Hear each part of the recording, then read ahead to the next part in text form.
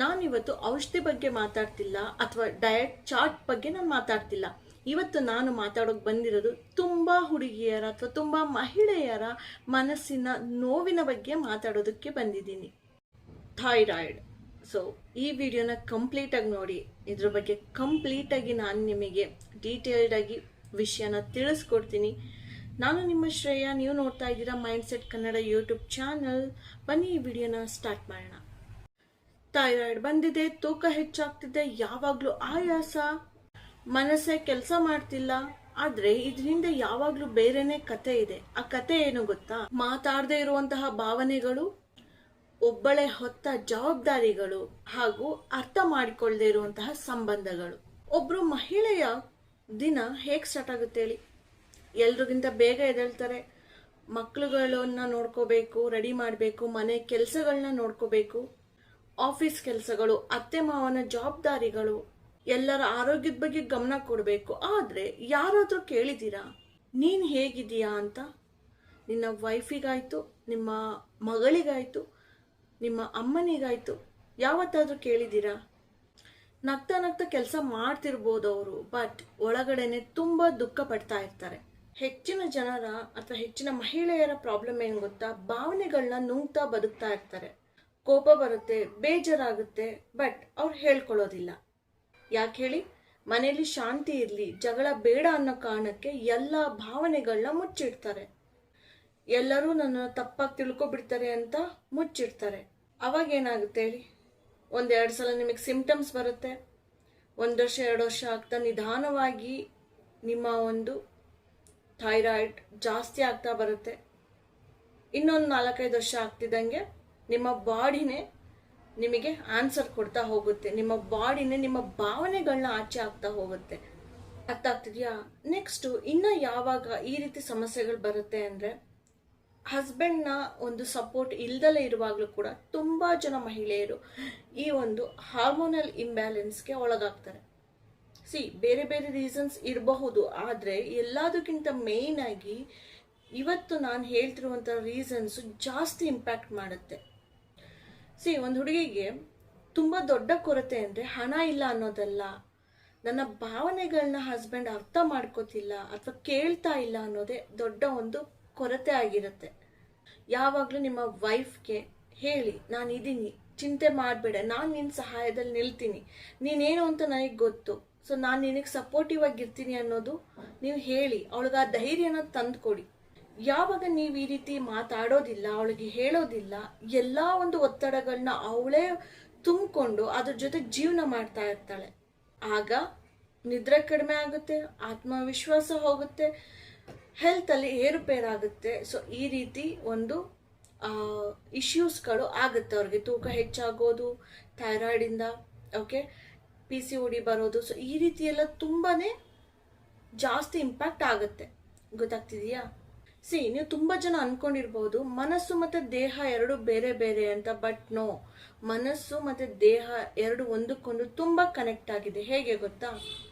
ಮನಸ್ಸಲ್ಲಿ ಒತ್ತಡ ಇದ್ರೆ ನಿದ್ರೆ ಹಾಳಾಗುತ್ತೆ, ಆಯಾಸ ಕೂಡ ಹೆಚ್ಚಾಗುತ್ತೆ. ಸೊ ಈ ರೀತಿ ಆದಾಗ ಆಬ್ವಿಯಸ್ಲಿ ತೂಕ ಜಾಸ್ತಿ ಆಗುತ್ತೆ, ಆದ್ರಿಂದ ಏಕಾಗ್ರತೆ ಕೂಡ ಕಡಿಮೆ ಆಗ್ತಾ ಬರುತ್ತೆ. ಅಂಡ್ ಇದರಿಂದ ಏನಾಗುತ್ತೆ?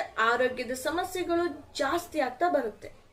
ಯಾವಾಗ ಈ ರೀತಿ ತುಂಬಾ ದೀರ್ಘಕಾಲದ ಒತ್ತಡ ಇರುತ್ತಲ್ಲ, ಅದು ನಿಮ್ಮ ಒಂದು ಹಾರ್ಮೋನ್ ಮೇಲೆ ತುಂಬಾನೇ ಇಂಪ್ಯಾಕ್ಟ್ ಮಾಡುತ್ತೆ.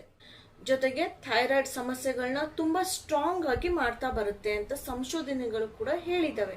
ತುಂಬಾ ಜನ ಮಹಿಳೆಯರನ್ನ ನೋಡಿದೀವಿ, ನಾನ್ ಸ್ಟ್ರಾಂಗ್ ಬಿಡು ಅಂತ ಅಂತಾರೆ. ಸ್ಟ್ರಾಂಗ್ ಅಂದ್ರೆ ಎಲ್ಲಾ ಒತ್ತಡಗಳನ್ನ, ಎಲ್ಲಾ ನೋವುಗಳನ್ನ ಒಬ್ಬಳೆ ಹೊರೋದು ಅಂತ ಅಲ್ಲ. ಸ್ಟ್ರಾಂಗ್ ಅಂದ್ರೆ ನಿಮಗ್ ಬೇಕಾದಾಗ ಸಹಾಯ ಕೇಳಬೇಕು, ನಿಮ್ಮ ನೋವನ್ನ ಹೇಳ್ಕೋಬೇಕು, ನಿಮ್ಮನ್ನ ನೀವು ಜಾಸ್ತಿ ಪ್ರೀತಿಸ್ಬೇಕು. ಅವಾಗ ಮಾತ್ರ ನೀವು ಸ್ಟ್ರಾಂಗ್ ಆಗೋದಕ್ಕೆ ಸಾಧ್ಯ. ಅರ್ಥ ಆಗ್ತಿದ್ಯಾ? ಓಕೆ, ಸೊ ನಿಮ್ಮ ಒಂದು ಹೆಲ್ತಿಗೋಸ್ಕರ, ಆರೋಗ್ಯಕ್ಕಾಗಿ 5 ನಿರ್ಧಾರನ ನೀವು ಇವತ್ತು ಮಾಡ್ಕೊಳ್ಳಿ. ಮೊದಲನೇದು, ನನ್ನ ಆರೋಗ್ಯನ ನಾನು ನಿರ್ಲಕ್ಷಿಸೋದಿಲ್ಲ ಅಂತ ಡಿಸೈಡ್ ಮಾಡ್ಕೊಳ್ಳಿ. ಇದು ನಿಮ್ಮ ತಂಗಿ, ಅಕ್ಕ, ತಾಯಿ, ಹೆಂಡತಿ ಯಾರೇ ಇರಲಿ, ಈ ವಿಡಿಯೋ ಮುಖಾಂತರ ಅವ್ರಿಗೆ ಹೆಲ್ಪ್ ಆಗುತ್ತೆ. ಸೊ ಈ ವಿಡಿಯೋನ ಅವ್ರಿಗೂ ಕೂಡ ಶೇರ್ ಮಾಡಿ, ಓಕೆನಾ?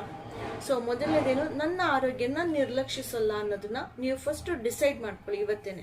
ಪ್ರತಿದಿನ ಅಟ್ಲೀಸ್ಟ್ 30 ನಿಮಿಷ ನನಗೋಸ್ಕರ ನಾನು ಟೈಮ್ ಸ್ಪೆಂಡ್ ಮಾಡ್ತೀನಿ ಅಂತ ಒಂದು ಟೈಮ್ನ ಸೆಟ್ ಮಾಡ್ಕೊಳ್ಳಿ. ಆ್ಯಂಡ್ ಎಲ್ಲೆಲ್ಲ ಅವಶ್ಯಕತೆ ಇರುತ್ತೆ ಅದು ಏನಾದರೂ ಆಗಲಿ ನನ್ನ ಭಾವನೆಯನ್ನು ನಾನು ಶೇರ್ ಮಾಡ್ತೀನಿ ಅಂತ ಡಿಸೈಡ್ ಮಾಡಿ. ನೆಕ್ಸ್ಟ್, ಒತ್ತಡನ ಒಳಗೆ ಇಟ್ಕೊಂಡಿರೋದಿಲ್ಲ, ನಾನು ಮಾತಾಡ್ತೀನಿ ಎಲ್ರಿಗೂ ತಿಳಿಸ್ತೀನಿ ಅನ್ನೋದನ್ನ ನೀವು ಸ್ಟಾರ್ಟ್ ಮಾಡ್ಕೊಳ್ಳಿ. ಓಕೆ, ಎಲ್ಲದಕ್ಕಿಂತ ಹೆಚ್ಚಾಗಿ ಟೈಮ್ ಟು ಟೈಮ್ ಹೆಲ್ತ್ ಚೆಕಪ್ಗಳನ್ನ ನಾನು ಮಾಡಿಸ್ಕೊಳ್ತೀನಿ, ಇಗ್ನೋರ್ ಮಾಡೋದಿಲ್ಲ ನನ್ನ ಹೆಲ್ತ್ನ ಅಂತ ನೀವು ಒಂದು ಸ್ಟ್ರಾಂಗ್ ಡಿಸಿಷನ್ ತಗೊಳ್ಳೇಬೇಕು. ಗೊತ್ತಾಗ್ತಿದೆಯಾ? ಓಕೆ, ಇಷ್ಟು ಕೂಡ ಒಂದು ಹುಡುಗಿಗೆ ಹೇಳಿದ್ದಾಯ್ತು. ಈಗ ಕುಟುಂಬದವರಿಗೂ ಒಂದು ಸ್ಮಾಲ್ ಸಜೆಷನ್ ನನ್ನ ಹತ್ರ ಇದೆ. ಸೊ ನಿಮ್ಮ ಮನೆಯವರಿಗೆ, ನಿಮ್ಮ ಮನೆ ಮಗಳಿಗೆ ನಿಮ್ಮಿಂದ ಕೂಡ ಹೆಲ್ಪ್ ಆಗುವಂಥದ್ದು ತುಂಬಾ ಇದೆ. ನಿಮ್ಮ ಮನೆಯಲ್ಲಿ ಅಮ್ಮ ಆಗಿರ್ಬೋದು, ಹೆಂಡತಿ ಆಗಿರ್ಬೋದು, ತಂಗಿ ಆಗಿರ್ಬೋದು, ಯಾರೇ ಆಗಿರಲಿ, ಅವರಿಗೆ ಎಲ್ಲ ಸಮಯದಲ್ಲೂ ಹಣ ಬೇಕಾಗಲ್ಲ. ಒಂದು ಕಪ್ ಕಾಫಿ ಮಾಡ್ಕೊಂಡು ಹೋಗಿ ಅವ್ರಿಗೂ ಕೊಟ್ಟು ನೀವು ಕುಡಿತಾ ಅವ್ರು ಹೇಳೋ ಮಾತುಗಳನ್ನ ಕೇಳಿಸ್ಕೊಳ್ಳಿ. ನೀವೊಬ್ಬರೇ ಅಲ್ಲ ಈ ಮನೇಲಿ, ನಾನು ಇದೀನಿ ನಿಮ್ಮ ಜೊತೆ ಅನ್ನೋ ಒಂದು ಭರವಸೆನ ಅವ್ರಿಗೆ ಕೊಡಿ. ಅರ್ಥ ಆಗ್ತಿದೆಯಾ? ಈ ವಿಡಿಯೋ ಮುಗಿಸೋದಕ್ಕೆ ಮುಂಚೆ ಒಂದು ವಿಷಯ ಹೇಳಬೇಕಂದ್ರೆ, ಕೆಲವೊಂದ್ಸಲ ಹೆಣ್ಮಕ್ಳು ಅಳೋದಿಲ್ಲ ಅಂದ್ರೆ ಅವ್ರಿಗೆ ನೋವೇ ಇಲ್ಲ ಅಂತ ಅಲ್ಲ. ಗೊತ್ತಾಗ್ತಿದೆಯಾ? ಅವರು ನಿಮಗೋಸ್ಕರ, ನಿಮ್ಮ ಮನೆಯವರಿಗೋಸ್ಕರ, ನಿಮ್ಮೆಲ್ಲರಿಗೋಸ್ಕರ ಗಟ್ಟಿಯಾಗಿರೋ ರೀತಿ ಪ್ರಯತ್ನ ಪಡ್ತಿದ್ದಾರೆ, ತೋರಿಸ್ಕೊತಿದ್ದಾರೆ ಅಂತ ಅರ್ಥ. ಸೊ ಅದಕ್ಕೋಸ್ಕರ ಎಲ್ಲ ಒಂದು ಹೆಣ್ಮಕ್ಳಿಗೆ ಸಜೆಷನ್ ಏನಂದ್ರೆ, ನಿಮ್ಮ ದೇಹದ ಆರೋಗ್ಯದ ಜೊತೆಗೆ ನಿಮ್ಮ ಮನಸ್ಸಿನ ಆರೋಗ್ಯದ ಕಡೆ ಕೂಡ ನೀವು ಗಮನ ಕೊಡಿ. ಮಾತಾಡಿ ಹೆಚ್ಚು. ಅಗತ್ಯ ಇರಬೇಕಾದ್ರೆ ಹೆಲ್ಪ್ನ ಕೇಳಿ, ಮುಚ್ಚಿಡಬೇಡಿ. ಗೊತ್ತಾಗ್ತಿದೆಯಾ? ಸೊ ತುಂಬ ಜನ ಹೆಣ್ಮಕ್ಳು ಮಾಡ್ತಿರೋದು ಇದೇ ತಪ್ಪು. ಓಕೆ, ಅವರು ಕೆಲಸ ಅದರಿಂದ ಬ್ಯುಸಿ ಆಗಿರ್ತಾರೆ, ಬಟ್ ಮನೆಯ ಒಂದು ಗಂಡಸರು, ಅಣ್ಣ ಆಗಿರ್ಬೋದು, ನೀವು ತಮ್ಮ ಆಗಿರ್ಬೋದು, ಅಪ್ಪ ಆಗಿರ್ಬೋದು, ಗಂಡ ಆಗಿರ್ಬೋದು, ಅಥವಾ ಬಾಯ್ ಫ್ರೆಂಡ್ ಕೂಡ ಆಗಿರ್ಬೋದು, ನಿಮ್ಮ ಹುಡುಗಿಗೆ ಏನಾಗ್ತಿದೆ, ಏನು ಸಫರ್ ಪಡ್ತಿದ್ದಾಳೆ, ಏನಂತ ಹೇಳ್ಕೊ ಅನ್ನೋದನ್ನ ಕಲಿಸಿ ಅವರಿಗೆ. ಅರ್ಥ ಆಗ್ತಿದೆ? ಎಲ್ಲಾನು ಮುಚ್ಚಿಟ್ಕೊಂಡು ಜೀವನ ಮಾಡೋವಂಥದ್ದು ಏನೂ ಇಲ್ಲ. ಗೊತ್ತಾಗ್ತಿದೆ? ಥೈರಾಯ್ಡ್ ಅಂದರೆ ಜಸ್ಟ್ ಏನೋ ಮಾತ್ರೆ ತಗೋತಾರೆ ಅಂತ ಅನ್ಕೋಬೇಡಿ. ಸೊ ಅವ್ರಿಗೆ ಇದರಿಂದ ನಿದ್ರಾಹೀನತೆ ಉಂಟಾಗ್ತಿರುತ್ತೆ, ಸುಮ್ಮನೆ ಸಿಟ್ಟು ಬರ್ತಿರುತ್ತೆ, ಆ್ಯಂಡ್ ಸುಮ್ಮನೆ ವೆಯ್ಟ್ ಗೇನ್ ಆಗ್ತಿರ್ತಾರೆ. ಅರ್ಥ ಆಗ್ತಿದೆ? ತುಂಬ ಸ್ವೆಟ್ಟಿಂಗ್ ಆಗುತ್ತೆ ಅವ್ರಿಗೆ. ಟೆಸ್ಟೋಸ್ಟಿರಾನ್ ಜಾಸ್ತಿ ಆಗ್ತಾ ಬಂದು ಮೇಲ್ ಹಾರ್ಮೋನ್ ಜಾಸ್ತಿ ಆಗ್ತಾ ಬರುತ್ತೆ.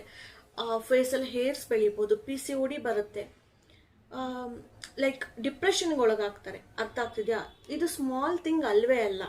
ಬಟ್ ಒಳ್ಳೆ ರೀತಿಯ ಒಂದು ಸಪೋರ್ಟ್ ಸಿಕ್ಕಿದ್ರೆ, ಒಳ್ಳೆ ರೀತಿಯ ಲೈಫ್ ಸ್ಟೈಲ್ ಚೇಂಜ್ ಮಾಡಿಕೊಂಡ್ರೆ, ಫುಡ್ಡಲ್ಲಾಗಲಿ, ನಿದ್ರೆಲಾಗಲಿ, ವ್ಯಾಯಾಮದಲ್ಲಾಗಲಿ, ಆ್ಯಂಡ್ ಒಳ್ಳೆ ಪಾರ್ಟ್ನರ್ ಸಿಗೋದಾಗಲಿ, ಸೊ ಇದೆಲ್ಲದ್ರ ಮುಖಾಂತರ ಅವರು ಕಂಪ್ಲೀಟಾಗಿ ಗುಣಮುಖರಾಗೇ ಆಗ್ತಾರೆ. ಸೊ ಆದಷ್ಟು ಗಂಡಸರು ನಿಮ್ಮ ಮನೆಯ ಹೆಣ್ಮಕ್ಳಿಗೆ ಏನು ಸಮಸ್ಯೆ ಇದೆ, ಏನು ಅವ್ರು ಹೇಳೋದಕ್ಕೆ ಬಯಸ್ತಾರೆ, ಅದನ್ನ ಕೇಳಿ ಅವ್ರಿಗೆ ಟೈಮ್ ಕೊಡಿ. ಅರ್ಥ ಆಗ್ತಿದೆಯಾ? ಸೊ ಅವ್ರು ಏನೋ ಆಗ್ತಿದೆ ಅಂತ ಹೇಳಿದಾಗ ನಿಂಗೆ ಬರೀ ಇದ್ದಿದ್ದೆ ಬಿಡು ಅಂತ ಇಗ್ನೋರ್ ಮಾಡಿಬಿಡಿ. ಅವ್ರ ಜೊತೆ ನಿಂತ್ಕೊಳ್ಳಿ, ಅವ್ರಿಗೆ ಸಪೋರ್ಟ್ ಸಿಸ್ಟಮ್ ಆಗಿರಿ. ಆ್ಯಂಡ್ ಹುಡುಗಿಯರು ಕೂಡ ನಿಮ್ಮ ಆರೋಗ್ಯದ ಬಗ್ಗೆ ಜಾಸ್ತಿ ಗಮನ ಕೊಡಿ, ಒಳ್ಳೊಳಗೆ ಕೊರಗಬೇಡಿ. ಸೊ ನಿಮ್ಮ ಹೆಲ್ತ್ಗೆ ಏನು ಬೇಕು, ನಿಮ್ಮ ಒಂದು ಮನಸ್ಸಿಗೆ ಏನು ಬೇಕು, ನಿಮಗೇನು ಬೇಕು ಅದನ್ನು ಮಾಡಿ. ಓಕೆನಾ? ಈಗಿನ ಕಾಲದಲ್ಲಿ ಯಾರು ಸಹಿಸ್ಕೊಂಡು ಇರೋದಿಲ್ಲ. ಅರ್ಥ ಆಗ್ತಿದೆಯಾ? ಸೊ ನಿಮಗೆ ತೀರಾ ತೊಂದರೆ ಆಗ್ತಿದೆ ಅಂದರೆ ಏನು ನಿರ್ಧಾರ ತಗೋಬಹುದು, ಹೇಗೆ ನೀವು ಚೆನ್ನಾಗಿ ಬದುಕ್ಬೋದು ಇದರಿಂದ ಆಚೆ ಬಂದು ಅನ್ನೋದನ್ನ ನೋಡಿ. ಓಕೆನಾ? ಸೊ ಯಾವುದೇ ಕೆಟ್ಟ ನಿರ್ಧಾರಗಳನ್ನ ಮಾಡ್ಕೋಬೇಡಿ, ಜೀವಕ್ಕೆ ಹಾನಿ ಮಾಡ್ಕೋಬೇಡಿ. ಅರ್ಥ ಆಗ್ತಿದೆಯಾ? ಸೊ ಆದಷ್ಟು ಜೀವ ಇರೋವರೆಗೂ ತುಂಬ ಖುಷಿಯಾಗಿ ಬದುಕೋದಕ್ಕೆ ಪ್ರಯತ್ನ ಪಡಿ. ಮಾನಸಿಕ ಒಂದು ಹೆಲ್ತ್ ಮೇಲೆ ಗಮನ ಕೊಡಿ. ಯಾಕಂದರೆ ಆರೋಗ್ಯಕರ ಮನಸ್ಸೇ ಆರೋಗ್ಯಕರ ದೇಹಕ್ಕೆ ಆಧಾರ ಆಗಿರುತ್ತೆ. ಗೊತ್ತಾಯ್ತಾ? ಸೊ ಓಕೆ ಗೈಸ್, ತುಂಬ ಶಾರ್ಟ್ ಆಗಿ, ಸಿಂಪಲ್ ಆಗಿ ಹೆವಿ ಮೆಸೇಜ್ ಕೊಟ್ಟಿದ್ದೀನಿ. ಅರ್ಥ ಆಗೋರಿಗೆ ಅರ್ಥ ಆಗುತ್ತೆ, ಸಪೋರ್ಟ್ ಮಾಡ್ತೀರಾ ಅಂತ ಅಂದ್ಕೊಂಡಿದ್ದೀನಿ ನಿಮ್ಮ ಹೆಣ್ಮಕ್ಳಿಗೆ. ಇಷ್ಟು ಹೇಳ್ತಾ ಇವತ್ತಿನ ವಿಡಿಯೋನ ಮುಗಿಸ್ತಾ ಇದ್ದೀನಿ. ನಾನು ನಿಮ್ಮ ಶ್ರೇಯಾ, ನೀವು ನೋಡ್ತಾ ಇದ್ದೀರಾ mindset Kannada YouTube channel. Subscribe ಮಾಡ್ಕೊಳ್ಳಿ ಆ್ಯಂಡ್ ಜಾಸ್ತಿ ಸಪೋರ್ಟ್ ಮಾಡಿ. ಮತ್ತೆ ಇನ್ಯಾವುದೇ ವಿಡಿಯೋಸ್ ಬೇಕಿದ್ರೆ ಹೇಳಿ. ಓಕೆನಾ?